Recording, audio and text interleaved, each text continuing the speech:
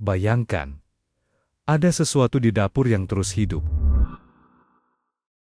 Ia makan setiap hari, ia berkembang biak, bahkan bisa diwariskan dari generasi ke generasi. Dan yang aneh, benda itu bukan hewan atau tanaman, melainkan adonan roti.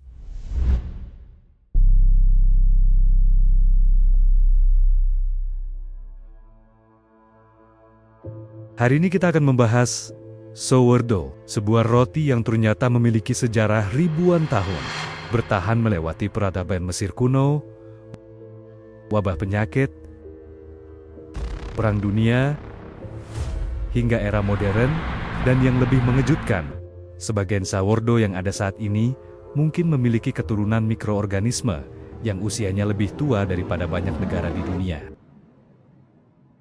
Sekitar 6.000 hingga 8.000 tahun yang lalu, manusia mulai membuat roti sederhana dari tepung dan air. Pada masa itu belum ada ragi instan. Belum ada toko roti. Belum ada resep modern. Suatu hari, adonan yang dibiarkan terlalu lama mulai berbuih. Banyak orang mungkin menganggapnya rusak. Namun seseorang memutuskan untuk memanggangnya. Hasilnya mengejutkan. Roti menjadi lebih empuk, mengembang, dan memiliki rasa yang lebih kompleks. Tanpa sadar, manusia menemukan fermentasi alami. Inilah cikal bakal sourdough. Hal yang jarang diketahui, sourdough sebenarnya bukan roti. Sourdough adalah sebuah ekosistem. Di dalam starter sourdough, hidup jutaan hingga miliaran mikroorganisme. Terutama, ragi liar, bakteri, asam laktat. Keduanya hidup berdampingan. Ragi menghasilkan gas, bakteri menghasilkan rasa asam khas. Mereka bekerja sama seperti sebuah kotak kecil yang tak terlihat. Setiap starter sourdough memiliki penduduk yang berbeda. Karena itu, tidak ada dua sourdough yang benar-benar sama. Bahkan beberapa ilmuwan menyebut starter sourdough sebagai sebuah komunitas biologis mini. Ketika kamu memberi makan starter dengan tepung dan air, sebenarnya kamu juga sedang memberi makan seluruh komunitas mikroorganisme yang hidup di dalamnya. Dan seperti sebuah kota sungguhan, keseimbangannya bisa berubah seiring waktu. Ini salah satu fakta paling menarik. Starter yang dibuat di Paris akan berbeda dengan starter di Tokyo. Berbeda juga dengan starter di Jakarta. Mengapa? Karena mikroorganisme berasal dari lingkungan sekitar, udara, tangan pembuat roti, jenis tepung, suhu ruangan, bahkan kelembapan. Akibatnya setiap wilayah memiliki karakter sourdough yang unik, seperti sidik jari biologis. Menariknya, dua orang yang mengikuti resep yang sama persis, belum tentu menghasilkan sourdough dengan rasa yang sama. Karena sebagian karakter sourdough tidak hanya berasal dari resep, tetapi juga dari lingkungan tempat ia hidup. Dengan kata lain, lokasi juga merupakan salah satu bahan dalam sourdough. Banyak orang menganggap sourdough identik dengan San Francisco. Ternyata, ada alasan sejarahnya.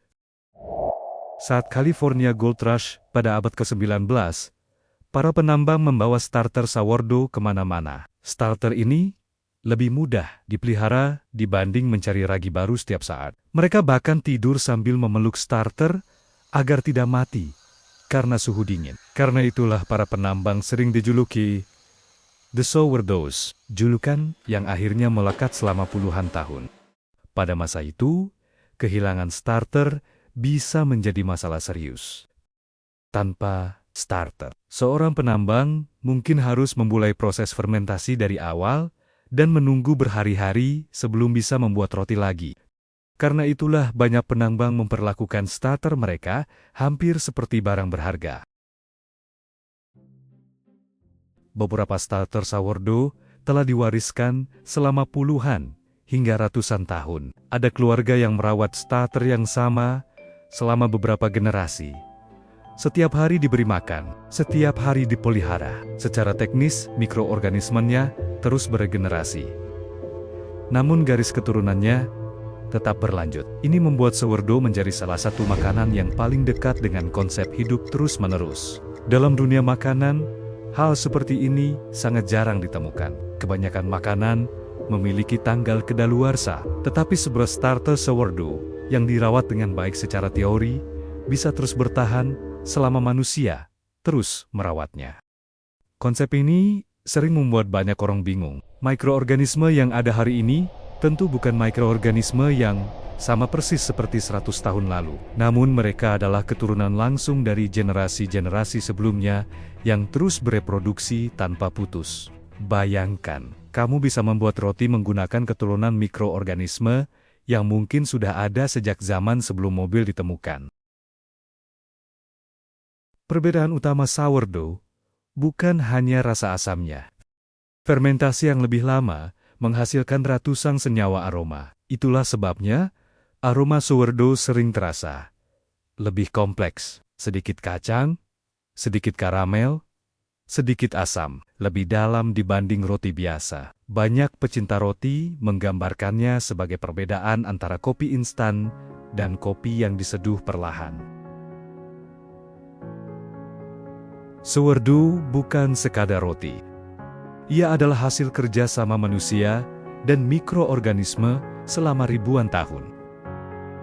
Sebuah resep yang tidak ditemukan oleh ilmuwan, tidak diciptakan di laboratorium, melainkan lahir dari sebuah kecelakaan kecil ribuan tahun lalu. Dan hingga hari ini, di dapur-dapur seluruh dunia, kecelakaan itu masih hidup, masih tumbuh, masih diwariskan. Dan mungkin saja sedang menunggu untuk menjadi roti berikutnya di meja makan kita.